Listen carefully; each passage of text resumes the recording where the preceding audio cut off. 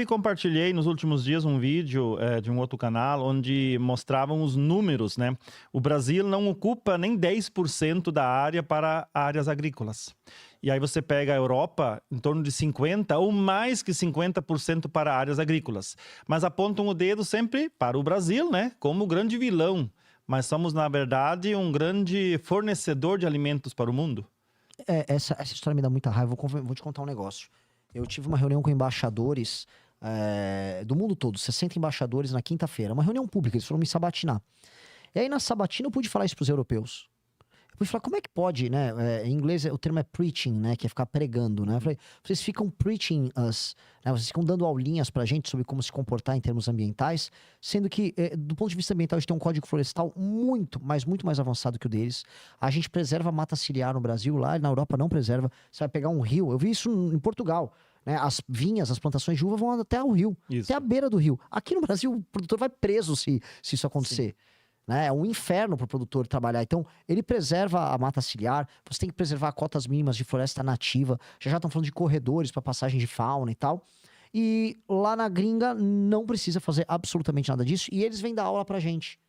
É um absurdo, a gente não tem que aceitar essa aula deles. Eu falei pra eles, vocês não vão mais ficar vindo dar aula aqui. Houve um evento que é a COP30, lá em Belém do Pará. Belém é uma cidade que, a cidade em si, ela é um crime ambiental. Belém é inteira favelizada. Belém não tem saneamento básico. Todos os rios aí estão altamente contaminados. Os lençóis freáticos são contaminados, porque o esgoto basicamente é largado ali.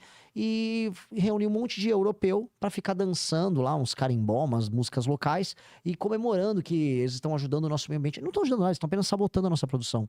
Então, isso é uma coisa que a gente não pode permitir que façam conosco. Eu acho que o Brasil, ele se diminui demais quando ele permite que venham, vamos dizer, figuras de outros países dar lição de moral na gente. A gente não tá, vamos dizer, numa posição de aceitar isso. E eu acho que o Brasil tem que se dar o respeito. E nós temos que começar a se dar o respeito, porque boa parte da pressão que surge sobre nós é uma pressão que nós aceitamos. Vê se os Estados Unidos aceitam essa pressão sobre os produtores deles.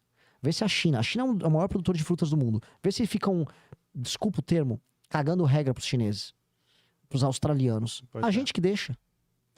E aí se você olhar os números, Alan, coloca no ar para nós o slide 5, que mostra que o Brasil exportou no ano de 2024 562 mil toneladas de tabaco.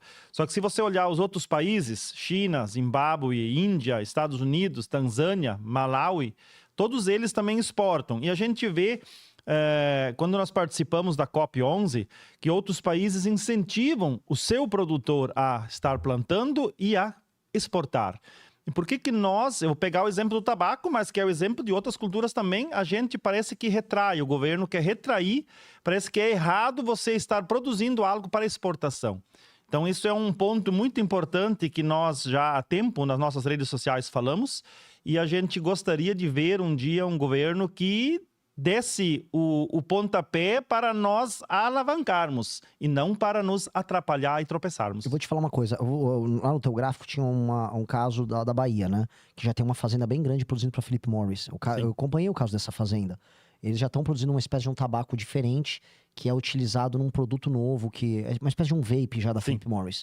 Pois bem, o mundo vai se adaptar, né? O mundo do tabaco, ele vai se adaptar às circunstâncias tecnológicas e às circunstâncias sanitárias dos países. E vai continuar a ter plantação de tabaco no mundo todo. E você já vai ter tabaco transgênico, vai ter de tudo. Então, em vez da gente perder a posição de maior fornecedor do mundo, que tal a gente se adaptar à tecnologia, gerar valor agregado aqui mesmo no Brasil, continuar exportando, continuar ajudando o agricultor? Eu não consigo entender. É que assim, eu volto a colocar, é natural que essas pessoas que estejam tocando esse tipo de perseguição. E eu vou falar, tá? O PT sempre foi um partido formado por fumantes, intelectuais fumantes de esquerda.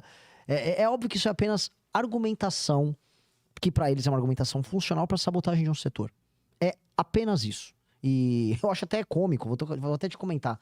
É até cômico que essas pessoas depois vão passar férias em Cuba e vão ficar fumando charuto em Cuba. Eu acho a coisa mais cômica. Aí eles pegar um charutão, né, um charuto enroladão de folha de tabaco cubano e fumam e achando a coisa mais linda do mundo. Eu acho que tudo isso é de uma hipocrisia gigantesca, mas acima de tudo isso é sabotagem. O que eu acho, como pré-candidato a presidente da República, que eu posso falar? Eu vou tirar todos os embargos que tem nesse setor. Todos os embargos. Embargos para compra de maquinário, embargos para crédito, tudo isso. O setor tem que funcionar Se tem valor agregado, isso significa que é uma atividade ligada à agricultura que vai gerar uma renda média maior para o agricultor, especialmente para o pequeno agricultor. Então, qual é o lado negativo dessa história? Eu ainda não vi o lado negativo dessa história. Esse é o problema que eu vejo. Assim, se eles quisessem argumentar apenas, não, mas o mercado... Mas está sendo exportada a maior parte disso. E outra coisa, para o mercado interno, existe o cigarro? Ele tem um preço mais caro, não sei o que, existe o sistema único de saúde? Ok, vamos evitar o contrabando. Vamos proibir o contrabando como ele existe no Brasil hoje. Mas agora vai estar ajustando ali e se isso começar a valer, a carteira de cigarro mais barata vai estar custando mais de R$10. E aí, mais uma vez, o contrabando se beneficia com essa situação, né? Sim, exatamente. E, na verdade, o contrabando tá dando risada dessa história toda. E eu vou falar uma coisa. É que aqui, você me explicou hoje, né? Aqui a questão climática, bioma e tal, ela é muito bacana para o produtor local. Agora, eu imagino que a gente deva ter concorrência externa, por exemplo, dos Estados Unidos. Sim. Os Estados Unidos adoram esse tipo de sabotagem. Os Estados Unidos adoram esse tipo de sabotagem. É tradicional do agricultor norte-americano políticas via ONGs, de sabotagem de concorrentes internacionais deles para que eles voltem a ganhar mercado externo. Eles têm problema com o Brasil na soja, eles têm problema com o Brasil no milho, eles têm problema com o Brasil na carne. Nos 3 casos, são os americanos que fazem uma campanha, que é o agro-americano que faz um lobby internacional para dificultar o trabalho nosso. E a gente cai nesse truque o tempo todo. O Brasil sempre cai. Então, assim, eu não duvido, sendo muito sincero, que haja um trabalho de lobby internacional, porque isso acontece. Eu conversei com a Confederação Nacional da Agricultura, e quem quiser dar um Google nisso, é só procurar pela campanha Farms Here, Forests There, que significa fazendas aqui, florestas lá. Em que eles, né, as associações de fazendeiros dos Estados Unidos trabalham para preservar as florestas aqui, enquanto eles ficam com as fazendas lá. É apenas uma destruição econômica de um adversário. Então é um discurso sofisticado e é um trabalho de sabotagem sofisticado que é feito contra nós. Isso não será aceito no governo nosso. Pois é. E aí vem uma questão, a gente vê hoje muitos auxílios. Se você pegar a média de renda dos fumicultores, né, do produtor de tabaco, ela é bem acima do que a média de outras questões. E aí você quer tirar uma cultura que é rentável e você quer dar o quê para essas pessoas? Você quer dar uma assistência também em dinheiro e manter eles assim? Eu acho que isso é totalmente errado, né? Quando a gente tem uma cultura que é próspera e automaticamente teriam outras culturas que seriam também muito viáveis, só que a gente às vezes não tem esse apoio como deveria. Sabe o que eles querem? Eles querem vocês endividados. Eles querem que vocês percam a propriedade de vocês endividados. Porque se você tem uma cultura rentável, significa que você consegue pagar os seus financiamentos, que você consegue fazer os investimentos, você consegue manter sua propriedade. Vocês querem vocês endividados, eles querem que o banco leve depois, eles querem colocar as fazendas e os sítios das pessoas depois num programa de reforma agrária. Aí eles vão colocar umas pessoas que não têm nenhuma cultura de campo e eles vão favelizar o campo. Eu já rodei o Brasil em inúmeros assentamentos. Não tem produção aquilo é uma favelização do campo. E é isso que eles querem, porque eles são inimigos de quem trabalha e produz. O trabalho deles é o trabalho de sabotagem pura e simples. E sim, eles gostariam de ver um homem como você, que é um homem capaz, mendigando por uma assistência. É isso que eles fazem com as pessoas no Nordeste. Eu vi isso. E olha só, eu vi pequenos produtores lutando, ralando para trabalhar. Mas é difícil. E quando é difícil e o governo tá ali dificultando, você acaba uma hora cansando. As pessoas saem das propriedades delas, não mantêm a tradição de pai para filho. Né? Você tá aqui na 4ª geração. Você tá me Eu sou a 3ª e minha filha é a 4ª geração. Eles querem quebrar essas tradições. Veja, a destruição do vínculo entre o homem e a terra é uma das maneiras mais simples e trágicas de você destruir uma determinada cultura. Você destrói as tradições dessa cultura quando você faz isso. E, bom, eles estão com esse trabalho já há bastante tempo. Então, nós temos que quebrar, na verdade, a lógica de trabalho deles, que é uma lógica de sabotagem. Eu enxergo apenas dessa maneira. Porque eu sou uma pessoa do campo político, ou seja, eu atuo politicamente, fiz uma faculdade de direito em que eu convivi com grandes cabeças da esquerda brasileira. Eu entendo a lógica deles. Eles pensam em guerra o tempo todo. Todo é um xadrez e é um campo de batalha, porque tudo para eles são relações de poder. Então não tem a ver. Você não vai mostrar os números da produção de vocês, e é impressionante, o Brasil em primeiro e tal. Eles não ligam. Eles não ligam. É irracional. Porque o que eles ligam são sobre as relações de poder que eles podem criar. E mais, se for favorável para eles ter a turma deles produzindo tabaco, eles vão produzir e vão falar que é bom. Repara que quando eles falam da produção do MST, sempre a produção é boa. É legal, é orgânico, é melhor. Sim. Quer dizer, se o agricultor é o agricultor deles, o agricultor é bom. Se o agricultor não é deles, o agricultor não é bom.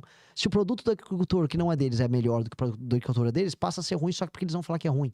É assim que essa gente funciona. Então a gente não pode dar quartel na batalha contra esses caras. É uma batalha longa e dura. E o que você falou ali, nós temos um exemplo nítido na região já nesses últimos anos. A colônia está ficando velha na nossa região, eu acho que isso não é diferente em outros lugares. Porque muitas vezes os filhos saem, vão para a cidade, os pais continuam, chega a certa idade, eles vão parando automaticamente e as propriedades vão parando de produzir. Isso já é fato. Vou pegar um exemplo meu, vou pegar o lado da minha mãe, que foram 7 irmãos. Meu avô e minha avó criaram 7 filhos na lavoura. Esses 7 filhos, 6 deles são casados, um não casou. E esses 7 filhos igualam, o que não casou também continuou na roça, todos eles criaram seus filhos da roça, onde o tabaco fazia parte, mas a subsistência também. Só que hoje, onde eu me enquadro nos netos, somos 12. Só 2 estão na lavoura, eu e mais um primo meu. Os outros 10 estão muito bem hoje, estão formados em outras atividades, mas estão na cidade. Então ficaram só 2. E aí você pega isso, e daqui a alguns anos nós vamos ter problemas em termos produtividade, porque está acabando essa parte de pessoas que estão trabalhando. E isso vem de anos onde incentivos não houve, onde houve dificuldades, e o jovem foi migrando para ter uma vida mais fácil na cidade. E aí, para tu retornar, fazer voltar, isso não é da noite pro dia, leva anos. Posso dar uma opinião minha de um cara distante do universo do campo, mas dentro do universo de coisas que eu gosto de discutir? Eu conheci você hoje, né? Rapidamente eu consigo perceber, e esse é um dos meus fortes, talentos nas pessoas, né? Inteligência verbal, capacidade de trabalho, inventividade. Você é uma pessoa que provavelmente tem um QI alto. Entendeu? O que eu quero dizer? As pessoas da tua família devem ser pessoas capazes. E, naturalmente, tem um processo que chama brain drain, que é o dreno dos cérebros. Os grandes centros urbanos drenam os cérebros das cidades menores, e essas pessoas saem do campo e vão para as cidades maiores para se tornar médico, para se tornar engenheiro, para ocupar postos, para se tornar empresário, para ocupar posições bem colocadas.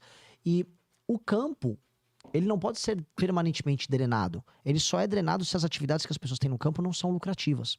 Então, manter o capital humano de alta qualidade no campo é sobre fazer o campo no Brasil ser um campo tech, ser um campo inteligente, ser um campo com valor agregado e que faça valer a pena você ser que seja um pequeno produtor rural. Tem algo de errado quando o Brasil, que é um dos países que são melhores para se plantar, e estou falando de diversas culturas, ele perde o seu capital humano. Então, o que você descreve aqui é um erro, vamos colocar um erro de origem, um vício de origem de um país como o Brasil. Porque as margens podem ser mais altas. Eu estava dando um exemplo, tudo que ferra o agro no Brasil.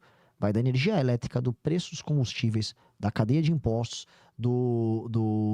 da falta de financiamento para determinados tipos de maquinário, vai para a falta de infraestrutura, vai para a falta de uma indústria nacional de fertilizantes. Então, sem eu entrar, por exemplo, num novo plano safra, tem todos esses elementos que incidem e que se você pegar o que você pode gerar de margem em atuar bem, como qualquer outra nação de primeiro mundo atua, você poderia transformar o campo em algo muito mais rentável. E ele só não é mais rentável porque a gente não ataca sistemas. Então, por que eu tenho que comprar fertilizante da Rússia ou do Irã? Porque boa parte vamos dizer, da matéria-prima do fertilizante vem da Rússia e do Irã, que estão em guerra. Ora, eu poderia ter aqui, o Brasil tem matéria-prima para isso. Agora, essas ONGs internacionais não deixam. A gente não consegue investir em infraestrutura que a gente só gasta com custeio por parte do Estado. A gente não consegue investir em infraestrutura energética porque hoje é um inferno. Mesma coisa, o licenciamento ambiental você precisa, é um caos. É um caos. Tudo é caótico. O dinheiro é caro porque o governo gasta mal, os juros é alto. Você não tem linhas de financiamento para aumento de produtividade. Então, tudo aqui é infernal. Se você tira esse elemento infernal, a quantidade de margem que vai sobrar, e essa margem vira reinvestimento. Reinvestimento aumenta a produtividade aumenta a lucratividade aumenta o reinvestimento, aumenta ganhos em cadeia. A gente poderia estar tendo essas pessoas, que são, vou dar um exemplo dos teus familiares, que poderiam estar aumentando essa atividade produtiva no campo, aqui no campo. Só que não, isso não acontece. Acabam procurando a cidade porque eles acabam tendo, vamos dizer, expectativas de desenvolvimento humano melhor na cidade. E isso, eu acho que isso é triste, como um todo. Eu realmente acho que é.